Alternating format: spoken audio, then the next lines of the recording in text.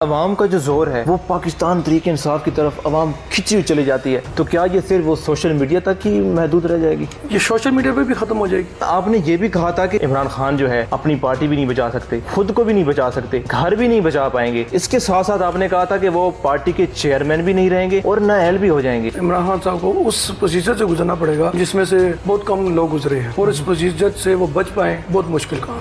آپ نے کہا تھا کہ خان صاحب کی جو تیسری شادی ہے وہ مفاد کے لیے کی ہے، تو کیا کوئی ایسی مفاد کے لیے وہ چوتھی شادی بھی کر سکتے ہیں؟ چوتھی شادی کے قابل رہیں گے تو کریں گے۔ ان کی بیگم کا جو معاملہ ہے ان کے ساتھ گڑبڑ ہوگا اور وہ عمران خان کے خلاف ہی وعدہ مغوا بھی بن سکتی ہیں۔ آپ کی اگر دیکھا جائے پرویز الہی صاحب کے ساتھ ملاقاتیں بھی رہی ہیں، اچھا تعلق بھی رہا ہے، انہوں نے پی ٹی آئی جوائن کی، آپ سے کوئی مشورہ کیا تھا کہ میرے ستاروں کے بارے میں بتاؤ کہ ملتے ہیں ستارے کہ کیا ہوتا ہے میرے ساتھ؟ میرے خیال سے سب سے زیادہ بے وقوفی انہوں نے یہی کی کہ پی ٹی آئی جوائن کی۔ چودھری شجاعت ہے، ہاں جی، یہ وہ بہت ان ہو رہے ہیں اس وقت۔ مجھے تو سیاست سے زیادہ وہ بستر پر نظر آ رہے ہیں۔ جو وقت گزرتا جائے گا آپ کو ان کے بارے میں، ان کی صحت کے بارے میں کوئی اچھی خبریں نہیں ملیں گی۔ السلام علیکم ناظرین، نئی بات ڈیجیٹل کے ساتھ میں آپ کا میزبان طلحہ نارو حاضر خدمت۔ ناظرین، فریم کی اس جانب جو شخصیت میرے ساتھ موجود ہیں، ان کی ستاروں کے ساتھ اتنی دوستی ہے کہ ان کو ستارے بتا دیتے ہیں کہ آگے مستقبل میں کیا ہونے والا ہے۔ جی بالکل، میں بات کر رہا ہوں شیخ طارق اقبال صاحب کی۔ ان سے ہم جانیں گے، اور ان کی خاص بات ہے لوگ جو کئی مہینے تک خان صاحب کے دیدار کے لیے ترستے رہے، بیٹھے رہے زمان پار کے باہر،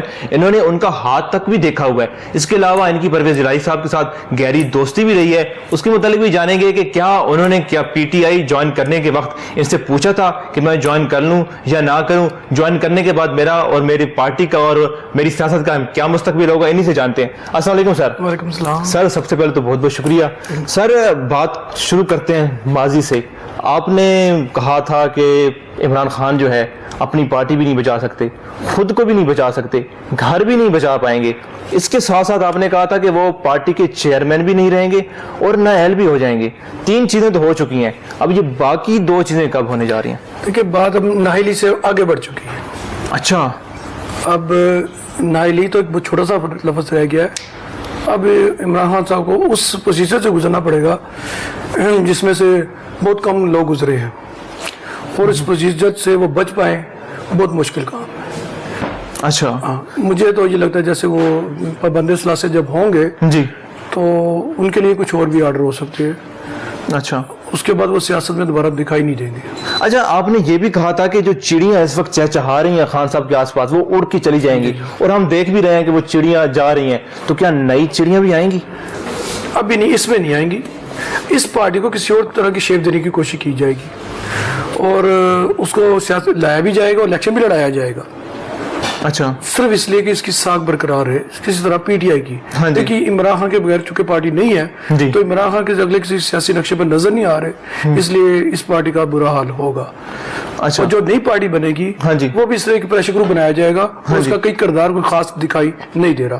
اگلے نقشے پر وہی نون لیگ، وہی پیپل پارٹی اور وہی دوسری جماعتیں جیسے چل رہی ہیں، ایسے سسٹم ان کے سب مل کر ان میں جو آئیں گے، ملی جلی کیفیت کی یہ گورنمنٹ بنے گی، جو تقریباً 1.5 سال چلے گی۔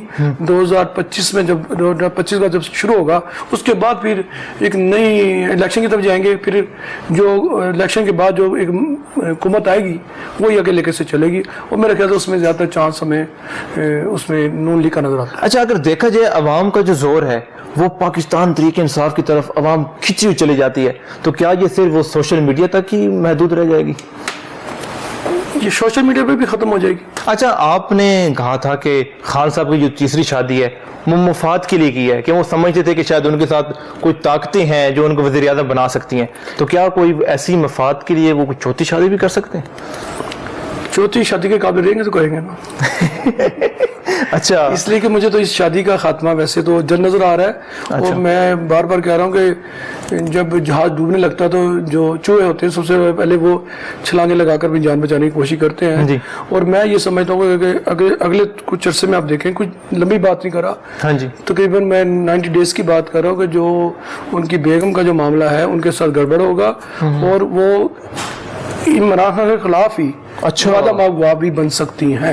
अच्छा, इमरान खान के खिलाफ भी उनकी बेगम जा सकती और वो मुख्तलिफ करप्शन के हवाले से, मुख्तलिफ मामलों के हवाले से हाँ जी, वो उनके खिलाफ गवाही देंगी। नहीं। अच्छा, खान साहब की लक के बारे में बड़ा कहा जाता है कि वो बड़ी शायद लकी इंसान है, क्रिकेट में गए, वर्ल्ड कप जीत के आ गए, कैंसर हॉस्पिटल बनाने के लिए जब निकले तो वो भी मुकम्मल किया, वजीर आजम भी बन गए, तो आपने भी उनके हाथ में कोई ऐसी चीजें देखी हैं?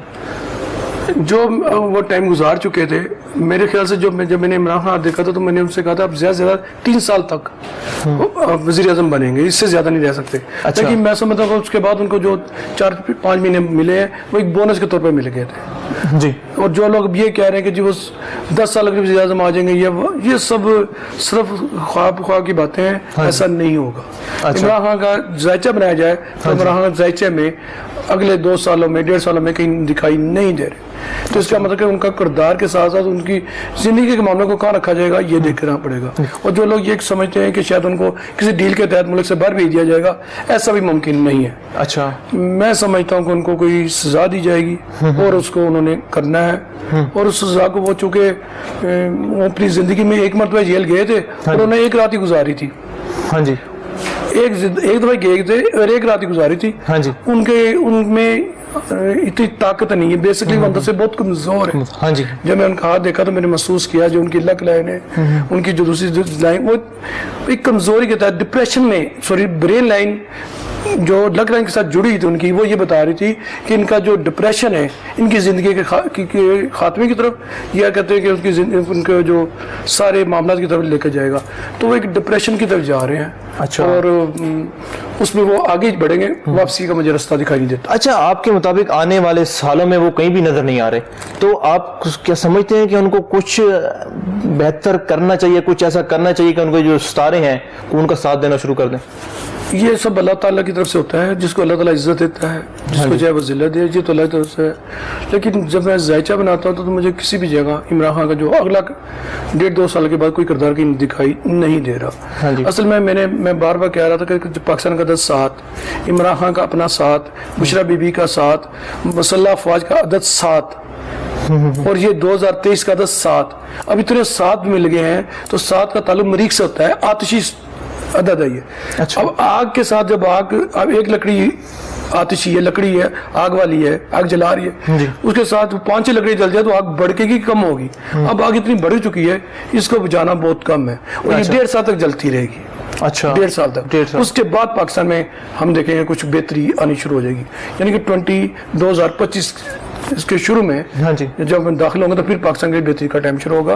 अभी तो अगला जो साल है, जो अभी तो हमने जो इस साल का 10 साथ है, दिसंबर तक तो अदालतों वगैरह में घूमना है, इसी में चलना है सारा सेटअप। और वो से लोग जिनके सर पर ताज पड़े हुए हैं अभी हैं जी, वो सब वो एक अहम अदारों के सरबराह हैं, अभी उनके घर जाने का वक्त आ गया। अच्छा, अब ये अब हैरान होगा कि वो घर जाएंगे।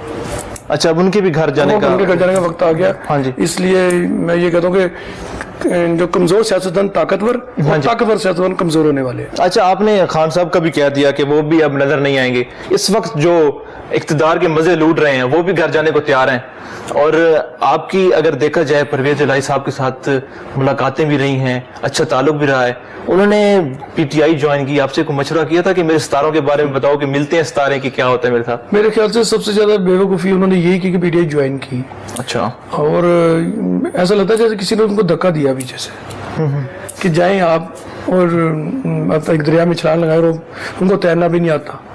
तो ये जरूर के परवेज इलाही चंद दिन में बाहर आ जाएंगे। अच्छा, वो बाहर आ जाएंगे, लेकिन हाल उनका भी वही होगा जो दूसरे लोगों को जो पार्टी छोड़ के जा रहे हैं। अच्छा, तो उनके भी आप जल्दी तकरीर दे हम देखेंगे जी कि जी मैं इसको खैर बात कह रहा हूँ। हाँ जी।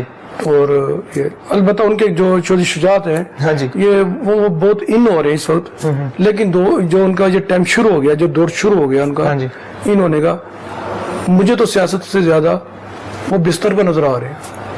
अच्छा, उनको सियासत में नहीं होना चाहिए था, उनको अस्पताल के किसी कमरे में दाखिल होना चाहिए था, ताकि वहां पर बैठ कर वो आराम से मास्क लगाते और सांस लेते और इंतजार करते। ये उनका टाइम नहीं है।